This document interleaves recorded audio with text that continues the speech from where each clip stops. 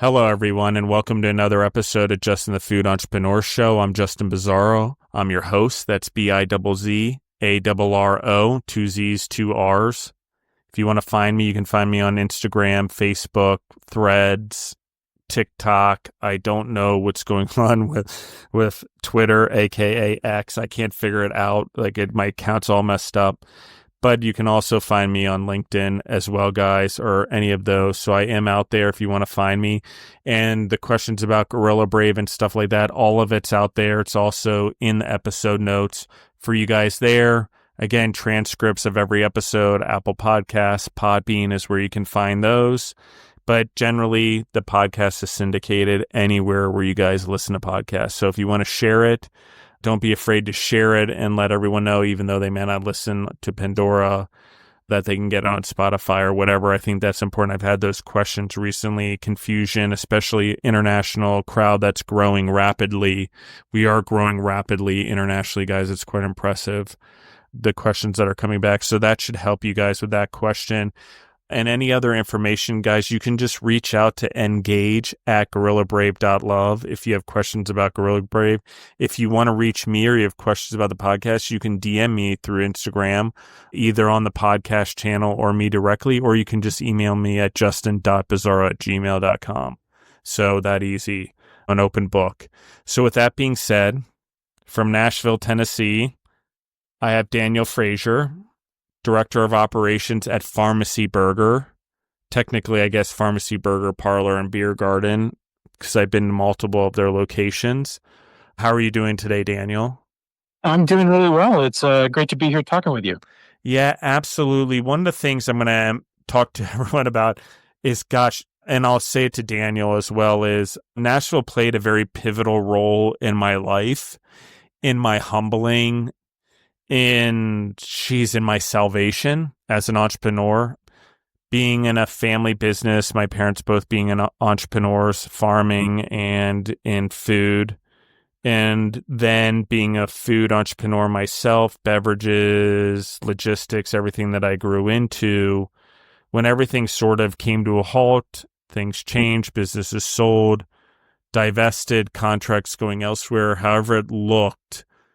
In 2022, life transitioned for me rapidly. I all of a sudden didn't have all the employees. We didn't have thousands of people in our network or influence, tens of thousands of people we were involved with, farmers, employees, customers, clients, hospital patients, long-term care homes, grocery store clients, whatever it was, all of a sudden just disappeared. And I didn't know who I was. I didn't know who Justin was without the definition of me as an entrepreneur. It was a scary moment. And even though I always had God in my life, guys, I didn't understand truly what it meant to always lean on him during horrible times, because in general, I had success so young always, and I'd generally been successful, that I didn't have the true, I've had rock bottoms, but nothing like that one. It had nothing to do with financial. It just had to do with I lost who I was. And I let the world around me define me too much. So Nashville, out of all the places in the world to take me to, Music Row mattered. If I'm going to do the podcast and really concentrate on building this in 2023 as my life transition, I had to go to Nashville, because by whatever's inside of me, by whatever the environment that was instilled in me, we can call it God, we can call it the Holy Spirit, we can call it, maybe I just know how to read the world around me from being in food so long, but Nashville was going to be the place where the biggest growth in food is happening. At least for me, closest to me, where I could rebuild my life. I could go back into the proverbial gym as an entrepreneur and go back at it. And I know that's hard for everyone to understand, but at some points we have to reset, or we are repurposed, or we are regenerated. That's where Gorilla Brave exists. That's where me being lost in Nashville. Not only was I recording there, I took on random jobs.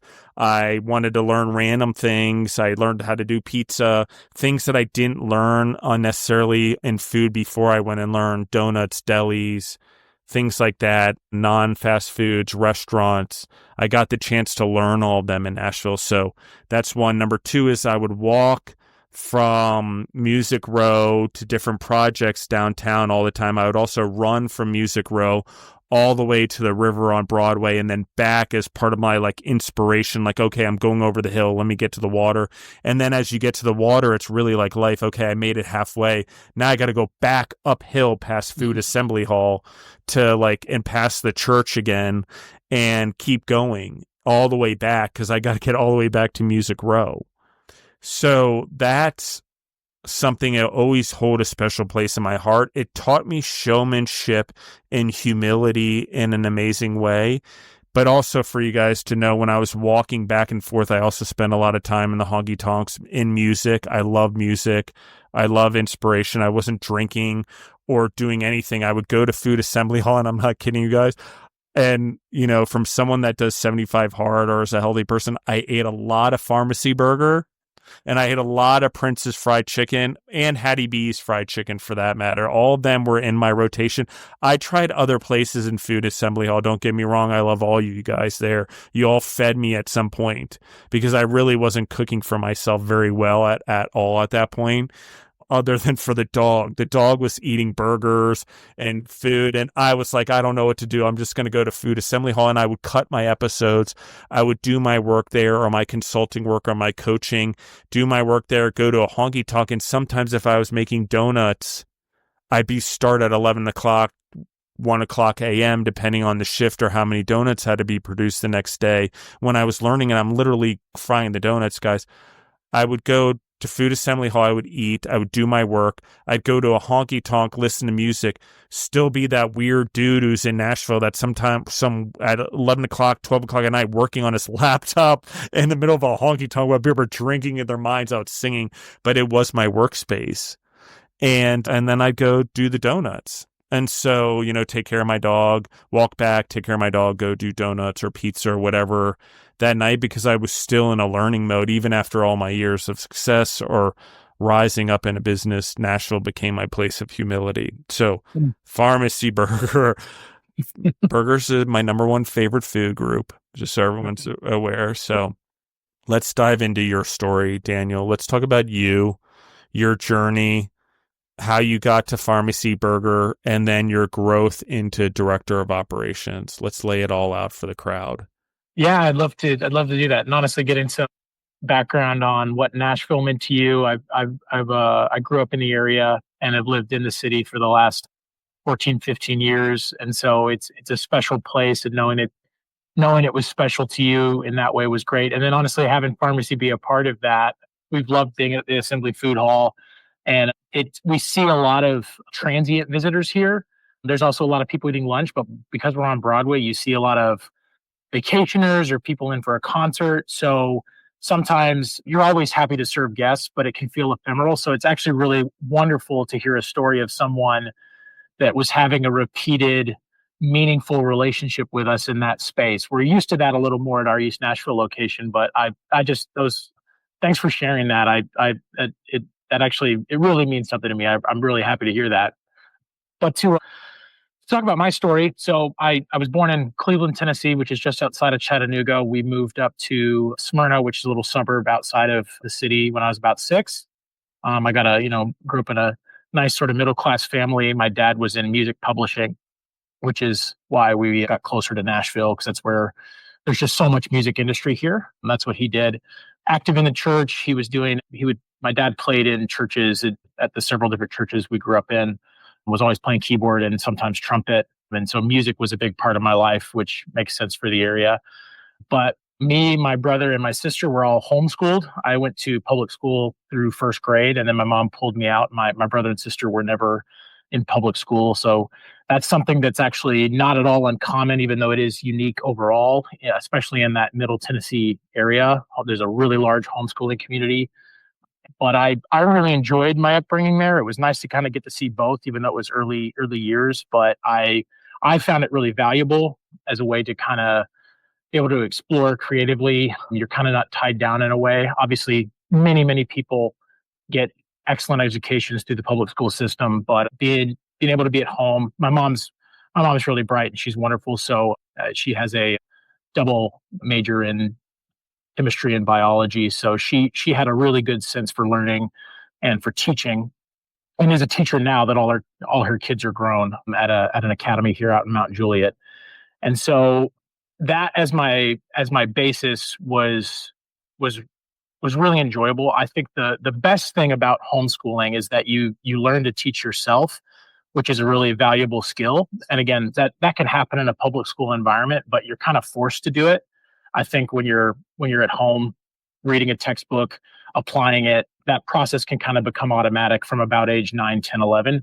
Obviously, if you're struggling with something, that's when, adults can step in. And we did use my mom ended up organizing a co-op of parents. We had a little like network of parents who would meet at our church on one day a week and do some courses together so that you can kind of get the things that you actually can't get, where she would do science lessons, and we would also do some like reading together, where you can't really do book discussions without a group. So I really appreciated my mom and my community being so invested in our education, even without using the public school system there. So was playing music, we were acting. My church had a theater program, also did some community theater, and those were kind of my passions growing up. Interestingly, I'd never had a super strong passion for food other than enjoying eating it. My mom is an amazing cook. My grandfather on my mom's side especially is an amazing cook. And so I had a heritage of food, but it wasn't something that I was drawn to initially. And so in college, I studied music production, went to MTSU, which is the local school out in Murfreesboro, and was playing in bands, making music with friends, had a relatively serious music pursuit in my early 20s after college.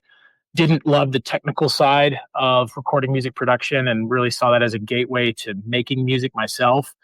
But made a couple records, playing electric guitar mostly and acoustic as well, and had a really good time doing that. Feel kind of proud of the music I made, but it never, had some, flirtations with air quotes success and some things people were interested in the industry. But again, it never, something that was self-sustaining never formulated. So at the time I was working in retail, which is a pretty miserable place to be while you're just kind of making money. And honestly, what happened, the pharmacy had opened. I lived in East Nashville. It was just down the street. I had a buddy who was serving there, and he was like, "Hey man, this is my early 20s." And he was like, "Hey, you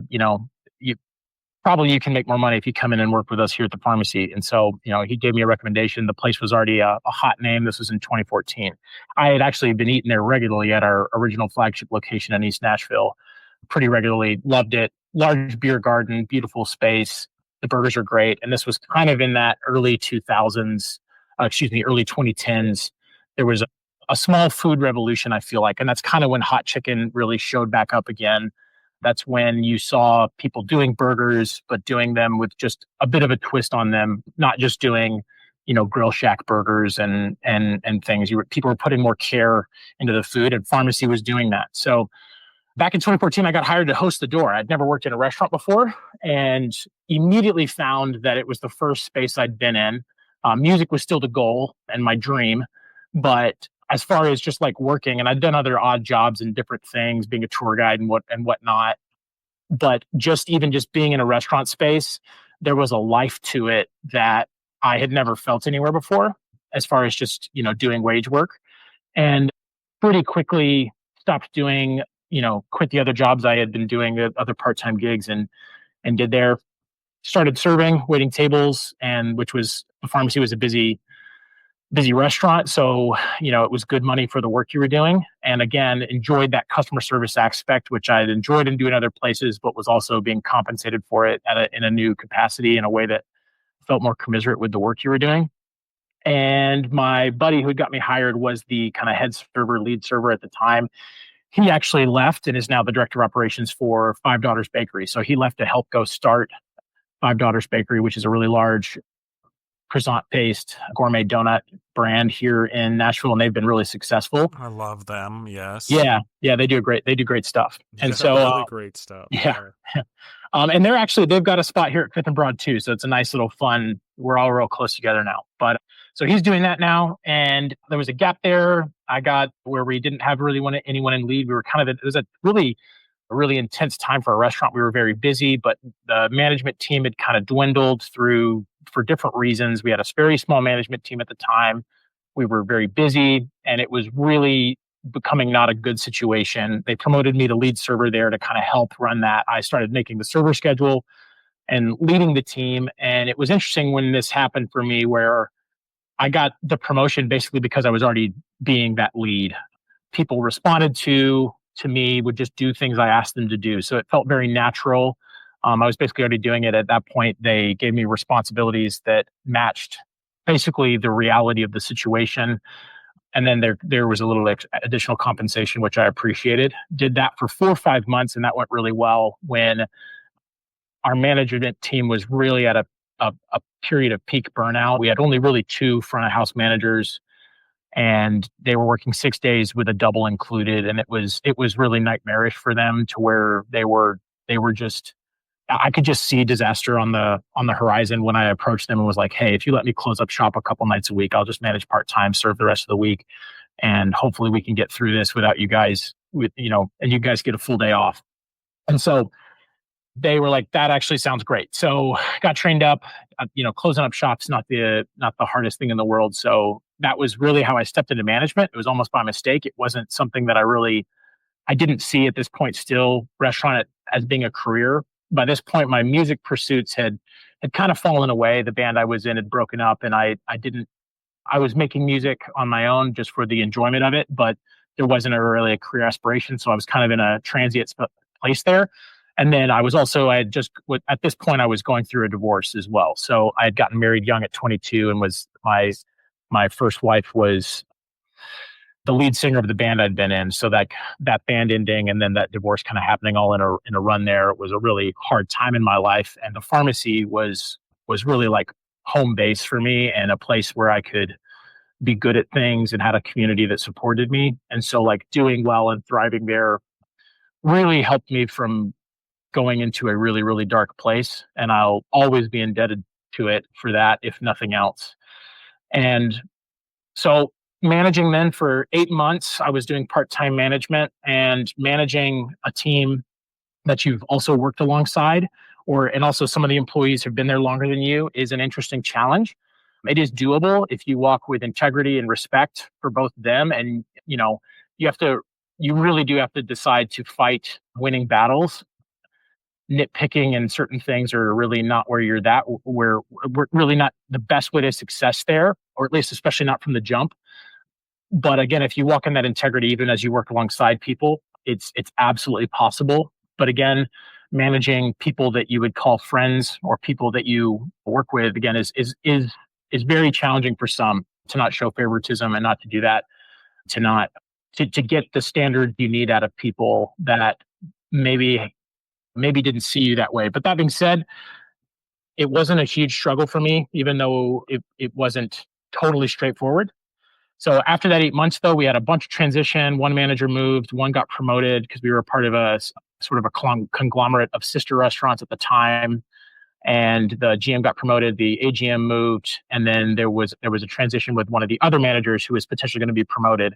So at that point in 2017, we hired an outside GM who was running the suites at the Bridgestone, and they offered me the assistant general manager job. So to make that transition from part-time management to full-time management, and decided to make that move. Felt really good about it, and I've never regretted it. It's been a really positive thing for my life, and I kind of decided at that point that this wasn't necessarily going to be what I was going to do for my entire life, but this was that restaurants could be my focus in my home going forward, and it's been very rewarding. So stepped in there again. You're being promoted to manage people, but they already that again, you've worked alongside, but stepping into that full-time management, that transition to where you're now hiring people then see you as leadership only, and being able to manage in a place where you know the ins and outs of everything because you've done it and you've touched it, has a lot of advantages. And it was very valuable. So I was making server schedules at this time and helping lead and train the other new managers we were hiring. About 8 months in, we were going through some ownership changes and finding really much more stable footing, which removed us from those sister restaurants, and an owner was no longer involved. And the 50% owner, who is now the 100% owner of the company, was taking over full control of the restaurant. And there was sort of a legal dispute with that the it kind of, the beginning of the end started in 2017 and it wouldn't be finalized until 2021. So that's a whole story in and of itself. But it was nothing but a positive move for the company. But when that happened, the beverage director in August of 2017 was no longer with the pharmacy and stayed with the other restaurants that we were no longer affiliated with. So I was tasked with taking that on. And pharmacy in East Nashville has a very large and robust and well-regarded beverage program focusing on German beers and local beers with an extensive draft list and bottle list. And I was tasked with kind of maintaining that. And I actually felt a lot of pressure to kind of maintain that because in the space we operate with some niche brands, we really moved a lot of beer and we're kind of tastemakers in the city. And so I absolutely felt a lot of pressure to kind of maintain that. And it was really an enjoyable experience. And you got to be creative in a way that you maybe don't, or at least not as obviously do in just managing people. And through that, we refined the beer program, we modified pricing, we added some inventory systems and was able to both increase sales while cutting costs and also bringing in some really exclusive brands. Over the 5 years I did there, we brought in beers that had never been imported to the U.S. before from Belgium. We're one of only 20 locations in the U.S. with a double draft line. We have several exclusive brands that have worked with us. We also got beers shipped in from other parts of the country that never had footholds before. So it was really fun to be influential and also to serve really awesome products and to kind of cultivate something really special. And honestly, it's one of the things I most enjoyed. We also then installed we used to be wine and beer only, and I implemented a cocktail program, which again, we're not reinventing the wheel with cocktails. The stuff we do is very, very backyard friendly, very outdoor friendly. So it's easy drinking, fun stuff. But that's something I was able to implement and use to, I think, improve customer satisfaction, because there was a need to be met there where we were making it work being just beer and wine at the beginning, but needed that was a piece we were missing out on something, not offering that. So I feel like we've been able to add that piece and not lose our identity and increase customer satisfaction and I think overall profitability. So that's been a really positive change. And so at this point in that 3 to 4 year window there is when COVID happens. We go through 2020, it affected us like it did a lot of places. Nashville was not as intense as many places in the country, but going through the shutdown. And also, a lot of people maybe in a national, international audience don't know that Nashville had a horrible tornado in 2020, just a week or two before the official shutdowns happened. And so we lost power for 3 days. And again, thankfully, that's all that happened for us. We didn't have any other serious damage, unlike many other places in East Nashville. But even that was a hardship. Thankfully, with some generators, we were able to maintain product and coolers running, and we're able to get through that okay. But it was a really intense time. We had just done our biggest menu revision in years, and at the very end of 2019. So in March of 2020, things were running really well in the restaurant when we have the tornado, and then in that next week after reopening, you're shut down to go only. That being said, we never closed a day because of COVID. We stayed open. We kept our people working, and we're able to be flexible with them, which was something I'm really very proud of. There were a lot of basically sleepless nights trying to figure out how to, keep the team safe, what was ethical, what was right. How do you maintain being a pillar in your community and being a place that people can kind of have a sense of normalcy? And there was all that. And so then that really started about a year plus of huge changes where we did to go only and then some like limited minimal seating outside, and then reopened to the public in full capacity in May of 2021. So it was really about 14 months of super change. But I will say, reopening a restaurant that you've turned it, when you turn a full service restaurant into a QSR, it it's challenging. And then turning that QSR back into a full service restaurant is actually probably the hardest thing I've ever done professionally, as you have to reestablish habits, even though we'd maintained so much of our workforce and most of the staff we'd had remembered what it was like before that year of doing things differently. Still, it was really crazy how hard it was to get people doing things the way they were. And that like 4 or 5 months from May of 2021 through about August, September of that same year were the most challenging, I think, of my career for a number of reasons. Because also in May of 2021, we opened our location in the Assembly Food Hall. And then in July of that same summer, the GM stepped down and moved on to other things in his career. I was promoted to general manager. So in the midst of all this transition, I got a promotion, which was wonderful, but it also meant stepping into a time of huge instability and huge transition. That all being said, we got through it by mainly the biggest way we did was by being proactive, assessing problems, continuing to address them, streamlining our operations. We modified the way we do payroll a lot to incentivize staff to have a bigger picture with their tips, especially from a front of house prospect. And then we tried to streamline to-go operations, which had become a huge part of our business during COVID. And so doing all that and the sort of post-COVID boom that happened in the hospitality industry, we had some really good years. I took a really hard look at leadership and we promoted some people in-house. We made a bunch of different hires in leadership. Some stuck, some didn't, but we have now found a team that's really phenomenal for us. And getting hires right is one of the things I've learned is it is just a must. And also to admit when you're wrong and then you've got it wrong, and to invest in those people to get them where you need to be, but then making the changes that you have to do is something that's just really important if you're going to succeed.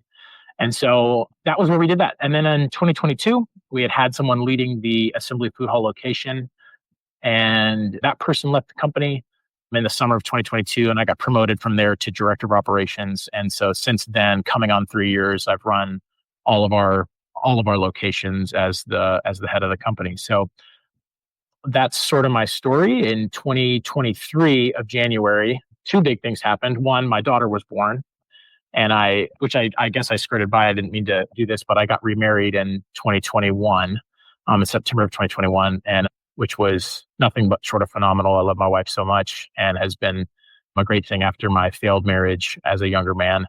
And then, yes, we had our baby in 2023. And then we also opened in 2023, January, our location at the BNA airport.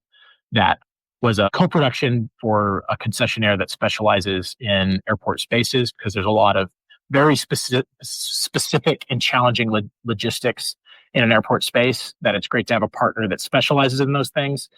And that also presents its own challenges. As I 100% agree with that, just so everyone knows.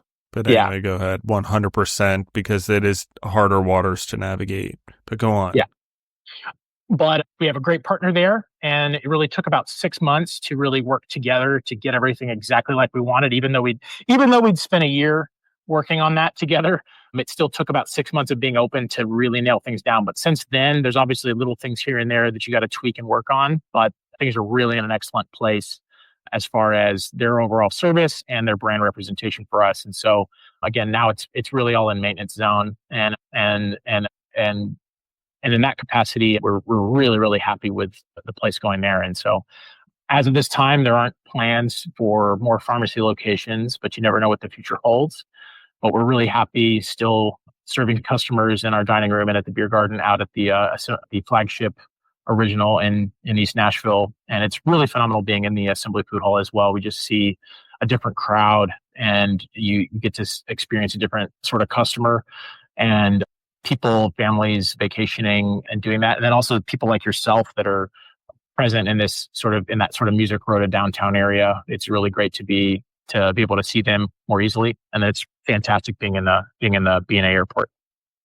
Yeah, so I'm going to dive in. I'm going to talk about the menu a little bit, just from my own personal experience. The sweet potato fries, one of my favorites, actually, a stroganoff burger. But I'm going to anchor it for everyone. I want to go back and talk about something that I think is important about Nashville. I think in Nashville, if you're in Nashville and you're a local food entrepreneur or a growing food entrepreneur with multiple locations, there might be some fear I've heard around outsiders coming in, franchises, blah, blah, blah, this business, that business. What does that mean? Does that mean that franchises are going to take over Nashville or something? No. Why? I'm going to tell everyone why. No different than it does in New York City. No different than it does in Austin, Texas. No different than it does in Miami, Florida. While they exist, they coexist. And why am I saying that? Because the thing about Nashville that makes it so different is the show business.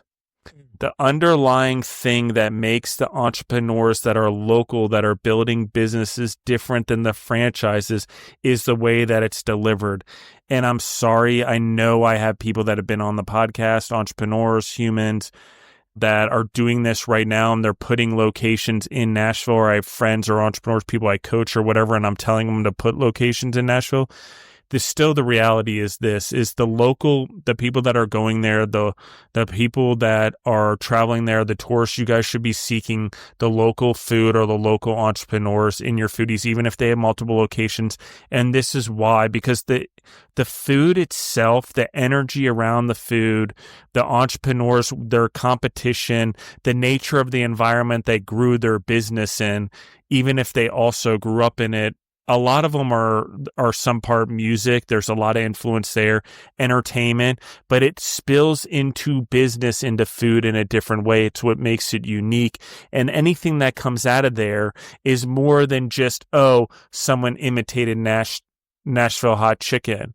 I guarantee, yes, someone has created Nashville hot chicken, maybe outside of Nashville, that might be better or less good or perceived as better on a national level because they've grown so fast as Nashville hot chicken. But I still will tell you, you will not get anything better than going there. And there's probably 12 local entrepreneurs, maybe more, that do Nashville hot chicken really well in Nashville, guys. But it's still better. It's true. Still better. Yeah. There's a special spirit here where you talk about that.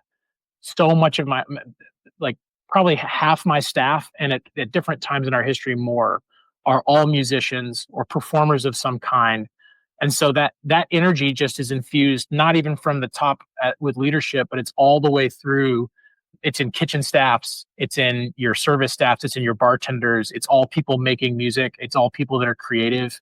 It's all people that are even, they have their own entrepreneurial mindset, even at the bottom of the totem pole there, or top, I guess, depending on how you think about totem poles.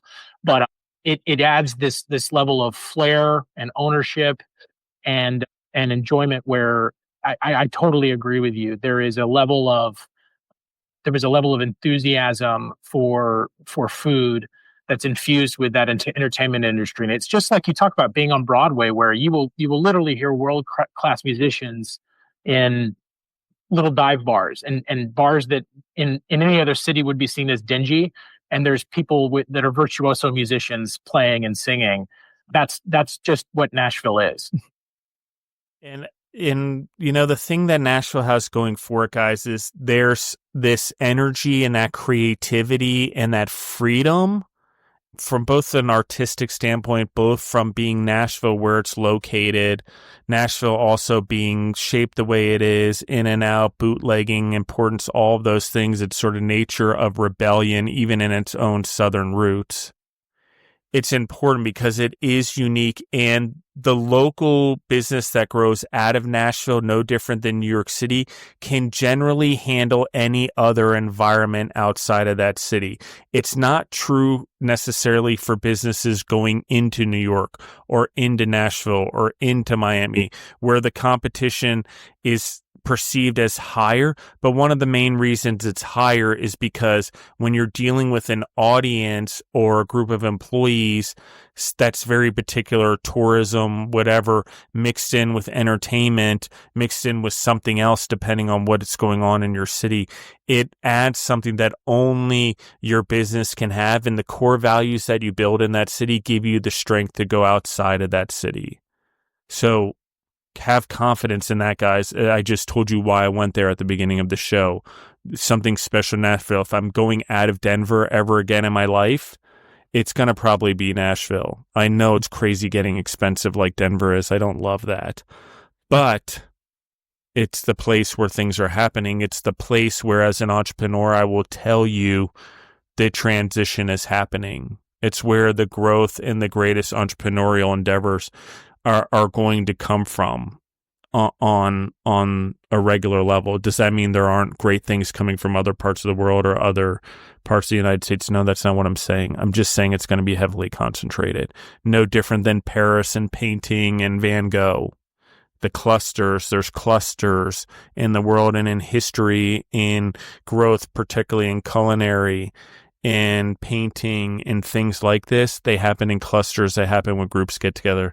That's where we're seeing in food. We're seeing money come in from tourists. We're seeing the training of entertainment. We're seeing need to also feed these people on a massive scale. Airbnbs, hospitality, high competition, not a lot of room to grow. We got to go up. We got to conquer the railway yard. But that's important, guys, because money fueled with ambition, fueled with a drive that comes from also pursuing dreams, that maybe it was music, but that can also be shared with music and food and whatever. It's important. We're not meant to just dream of doing one thing great. We should be dreaming of doing many things great.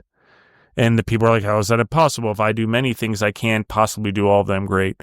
No, you can. You just build capacity. And that's what we're talking about right here, what just happened. Not only capacity for music and entertainment, but capacity for being a food entrepreneur. That's all very well said. Yeah. So, Daniel, I'm going to talk a little bit about this. Let's talk about lessons from music, lessons from recording, lessons from life that you were able to transfer into Pharmacy Burger as you grew, because you're basically trying to take one set of life skills, apply them to a new, and you don't know anything about food, as you said.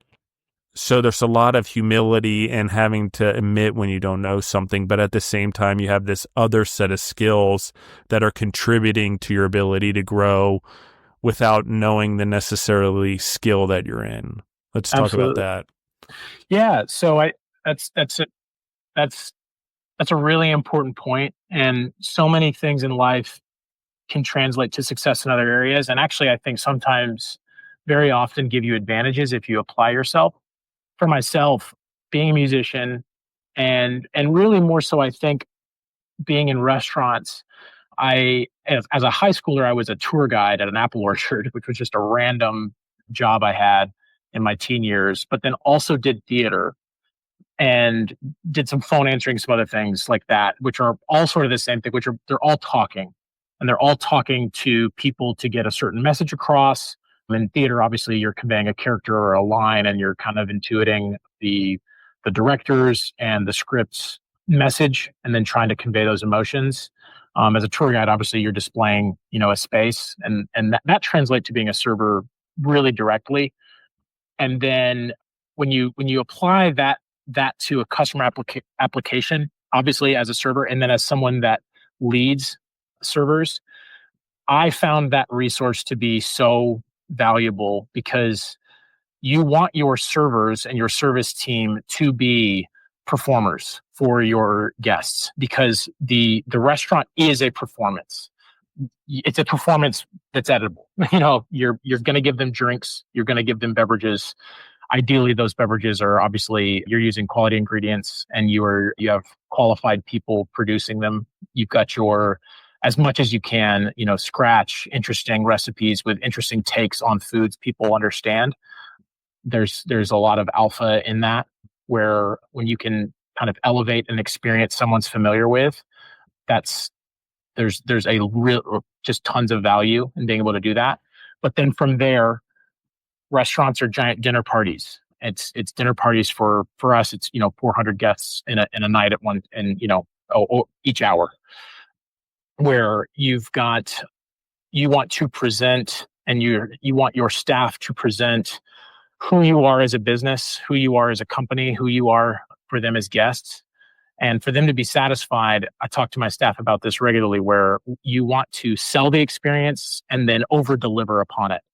that this is a place, and I think this is really important in hospitality post pandemic, where you see in customer service reports and customer surveys that people feel like going out to dinner is just not worth their time. It's not worth the hassle. It's not worth waiting on somebody, especially when you can maybe, DoorDash something or Uber Eats something or whatever. You can just get it delivered to your house.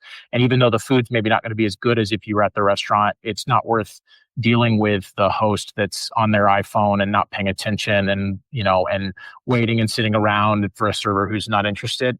To give a truly excellent and exceptional performance, you need a team that is fully locked in on your vision. And again, I don't want to oversell it or even stipulate that we're just doing such an amazing job, just killing it every day, knocking it out of the park.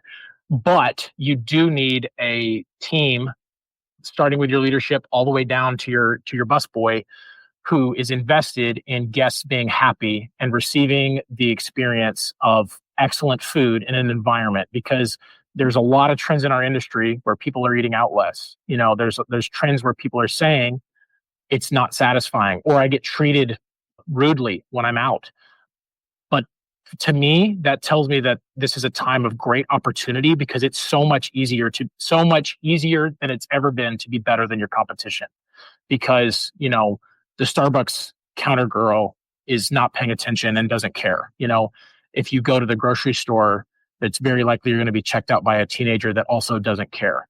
Having an invested and valued team has probably never been easier. So to differentiate yourself in the market right now, to just have a staff that actually cares about guests, that it matters, that a staff that cares about being there, and then also having a brand that cares about small details, having unique offerings. If for us, it matters to us that our buns are baked fresh by a local bakery.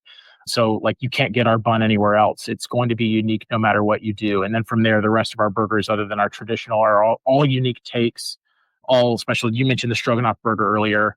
Yeah, it's a mushroom bechamel burger with caramelized onion and sour cream. And it's going to be a unique experience. You can't get this anywhere else. And I've never seen anything like it on anyone else's menus. Several of our burgers are like that. Especially with us doing the pharmacy, we also smoke and pack our own sausages in-house. And then from there, we're doing our German beer theme. We also are making sodas by hand behind the well using syrups we make in-house. So again, you've kind of got a commingling of themes there that can all, surprise and delight your customers. And I think for each brand, that's going to be, for anyone that's going to, what your exact formula for those is going to be different, but you got to start with something people know and enjoy, find your way to communicate it with excellence uniquely. And from there, having a team that's truly invested in guests being satisfied, because people can tell when you actually care if they're happy or not. But as much as it is like, hey, we're inviting our friends and family into this restaurant nightly, even though these aren't people we actually know. And it matters to us that they're actually happy when they leave, and that in that we're going to make money, our staff's going to make money, and our customers are going to leave happy, our guests are going to leave happy. That's where there's sort of a secret sauce that happens. And again, work goes from work to a pleasure, both for you as an operator, as a business owner, and then for your management and your staffs. And a lot of people have talked about things have transitioned a lot in the marketplace of finding people that want to work and finding people and employee retention and people always hopping jobs. If you have an invested and caring staff, those problems go away. If you treat them right, set them up for success, and have an invested staff, they will stay with you. We have employees that have worked for us for 5, 6, 7, 10, 13 years. And that's because we've tried to do right by them, compensate them for the work they do, treat them like humans that care about things outside of work, make sure people are healthy, are getting time off when they need it, and then selling a vision to where the pharmacy is a great place to work. The pharmacy is a great place to come, whether you're working there or whether you're eating there.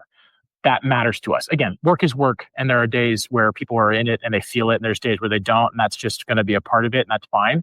But generally speaking, if you get that investment it changes. And one of the biggest compliments we get is on our atmosphere, which atmosphere is your decor. And obviously it's your vibe, it's your layout of your tables, and it's the way your thing is designed, but it's also the way your staff feels. It's the way they feel as people. And it's one of the things I'm most proud of is when we receive that compliment, because I think we've really tried and really, really invested in having a culture and an environment where people can enjoy being at work, where people can feel that. Because again, the goal there is that the customers enjoy being there. Because if you enjoy being there, if this is a place where you actually enjoy eating the food and talking with your guests more than you enjoy looking at your phone, that's a place you're going to come back. You're not going to come back if it's more fun to like goof off and look at social media instead of getting your burger, and you'd rather not talk to the bartender or the host or the server, and you're kind of dreading it when they come by. I've eaten those places. You're not going to come back. You're not going to win them back. And in this marketplace, especially in Nashville, you've mentioned it, lots of places are opening. There's always another option. There's probably another option in your segment as well. So it's never been easier to be excellent, in my opinion, but there are also some unique challenges because there's a lot of competition, and people are, there's other people coming for you if you're not on top of your game.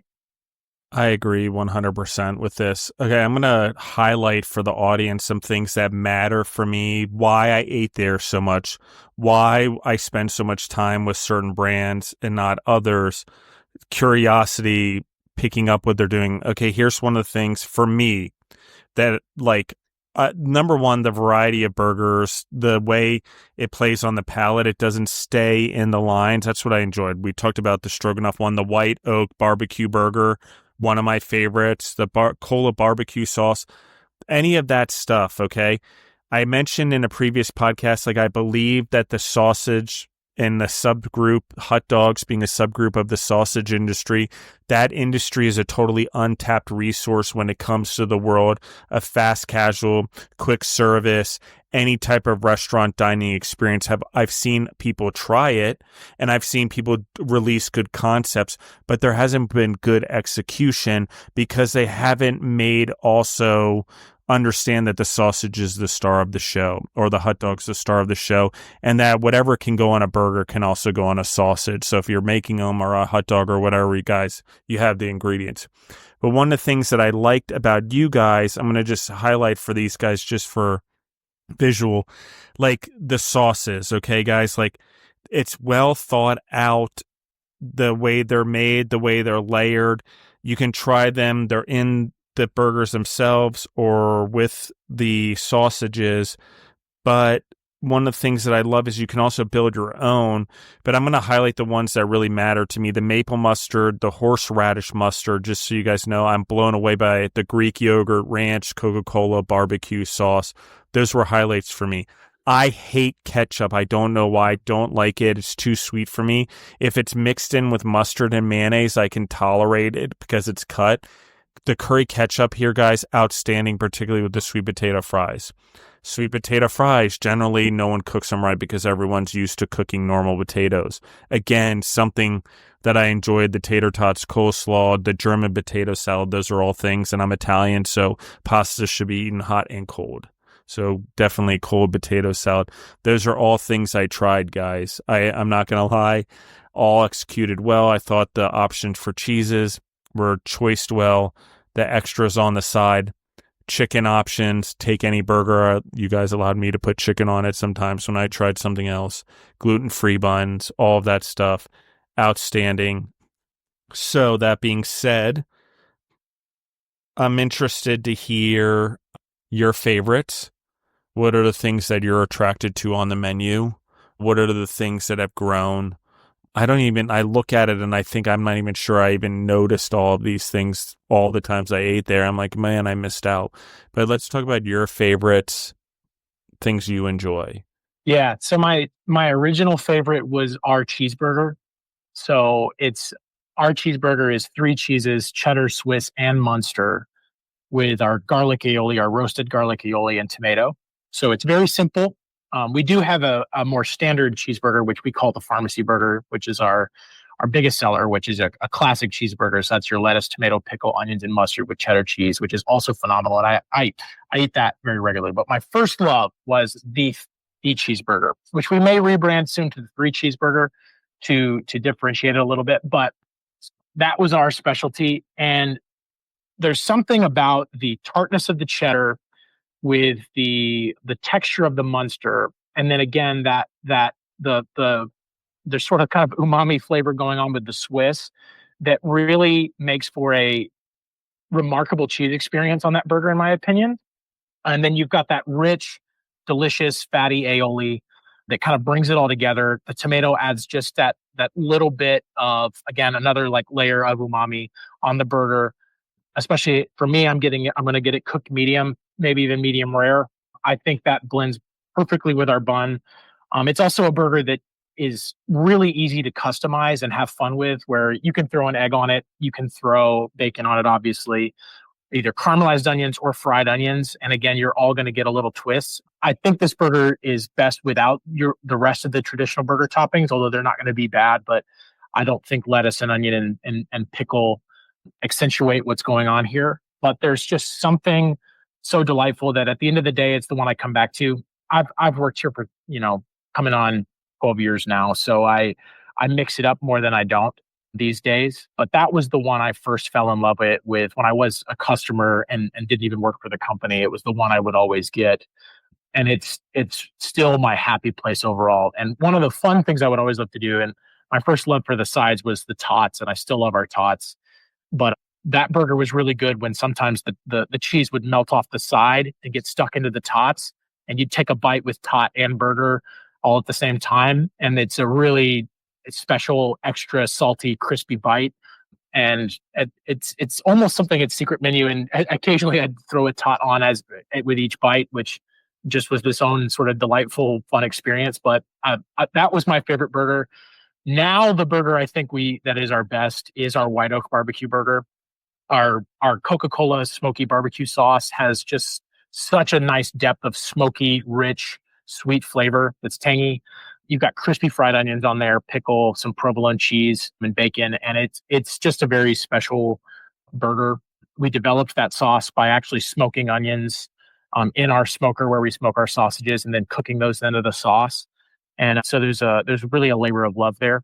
And that burger, to me, I really, really enjoy and think it kind of reaches a place. It's personally just not one I eat as often, but it's one I make sure to have with regularity. But those are, and then I love our sausages. Our Jaegerwurst is incredible.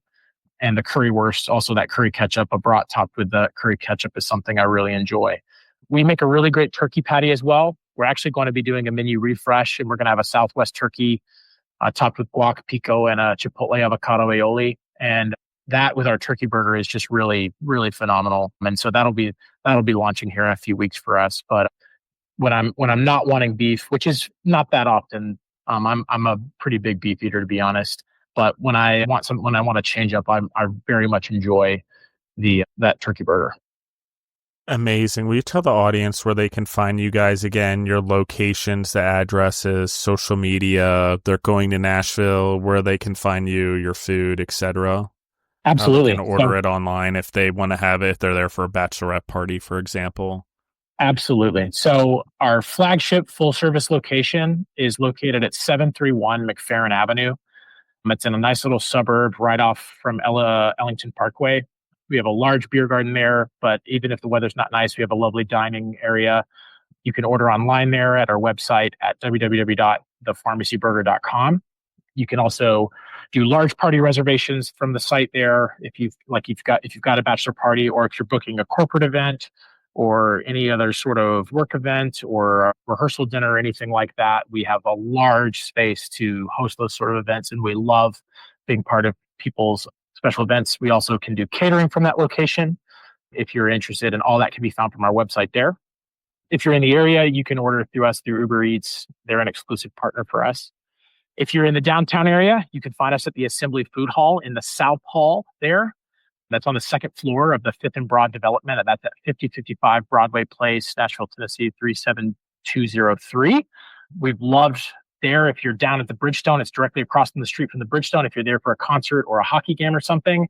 And we're also directly on the other side of the street across from the Ryman. So if you're there at the Ryman, I can't recommend the Ryman enough. If you you should see one show at the Ryman, even if it's not an artist you like, just to experience the place. But ideally, it's something you love, but that's worth it. And you can come and have a burger after or I before. think they do church service there on Sundays as well, but I'm not sure they still do that either. So you can see it that way as well for in the audience. It very much has a feel of a sacred place, like a church. It's a wonderful place for that as well. So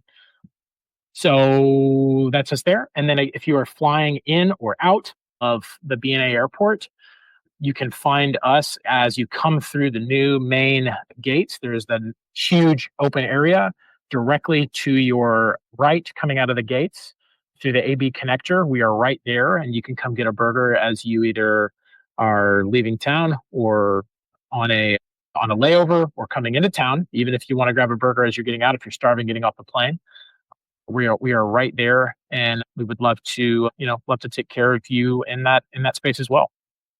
Oh, and as well, we are Pharmacy Nashville on Instagram and the Pharmacy Burger on Facebook, and I think those are the main ways you can connect with us on socials. Perfect. I appreciate your time. Is there anything that we didn't talk about that you wanted to talk about, or any thoughts, mentorship, people that have guided you, inspirations, things that keep you going that you would want to share with the audience as we finish off here? That's a great question. And I have had many people in the industry. Maddie Hargrove, who I worked together with at Blackberry Farm Brewery, was someone that was nothing short of necessary for me as a friend and a mentor, and just a wonderful person to keep me going and to always remind me that it's about the people in the industry and that relationships are what matter. And he's definitely someone I want to highlight. As far as us professionally, I did mention it with the Southwest Turkey that we've got coming up, but we are doing a new menu rollout with not a major change, but it's the largest in several years for us, where we'll be doing some shakeups. That'll be in the official go live date for that is February 11th. So we're really, really in the go zone for that. That'll be very soon for us. The shakeup will be lighter at the Assembly Food Hall, but it'll affect both our locations there, which we're excited about. Beyond that, though, no, things are going well. It's great to have it be warmer weather here and to experience people in the beer garden and people out and about on Broadway. But no, those are things. Other than that, I just try to really rest in the fact that satisfied guests and the happiness you can see on people's faces as they leave after having a meal. It just really fills me up. And trying to make sure we're reaching guests to give them that experience is, it's definitely something that keeps me going. And I swear to you, in the audience, guys, I had like probably $3,000 in gift cards like stacked up, like Visa gift cards over the years. Like people had given me, aunts, uncles, whatever, parents. And like I would literally go to food assembly hall and burn these things off because it wasn't like, oh, I'm not going to buy myself a pair of sneakers, which I probably could have done that with it. For some reason, that place, guys, I don't know. It's you can go down to Broadway, listen to music, then it's an easy escape to try different types of food. It's local to Nashville. I mean, it's just, I don't know. It's a brilliant concept. It can't work better. And it's a good working environment. If you're working down there, you're there for work, there for a conference or whatever. The food assembly hall is a really great place to get stuff done, to step out. There's movement. There's a lot of creativity that goes on. There is a stage there. So music does happen at food assembly hall. And it is downtown. You can go there before you go to the Predators games across, as we discussed at Bridgestone. Love the Predators because of being able to see so many games there. Again, because everything is downtown. Nashville has a lot of things going for it. And as of right now, I don't know when the new stadium opens, but as of right now, you can cross a bridge to the Titans Stadium. I don't know if the new one still has that accessibility or not. I'm not familiar. But that is one of the cool things about Broadway is the accessibility. Like I said, Music Row for me, for others, hotels and everything are convenient. Even East Nashville now, guys, I would say is quite a food mecca. It is quite a place that if you like food and you're really into food, you need to go into East Nashville. For real.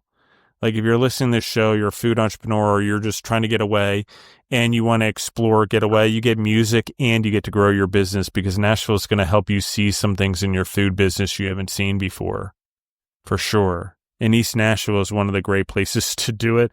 I got to tell you, that place opened up my eyes in terms of coffee shops, in terms of breweries, in terms of speakeasy, in terms of mocktails, a whole mocktail spring ups, and food done in different ways, in creative ways, in smaller ways with smaller audiences. It's cool, guys. You should go see it. It'll remind you that we are grassroots always, and we always start from a place of nothing to build something. So, Daniel, anything else before I close us out? No, this has been a wonderful time, and I appreciate you having me out to chat about these things. It's always enjoyable to kind of be able to talk through your history and also talk through, why we do this, why it's important. And so I really, thanks for having me out. Yeah, absolutely. Everyone in the audience, like, share, subscribe. Pharmacy Burgers out there. Trust me, you will like the content. You're in Nashville, you're walking around, you're doing lunch down there, do lunch there, and food assembly out, do dinner there, even do breakfast there. Whatever you can do whatever you can there.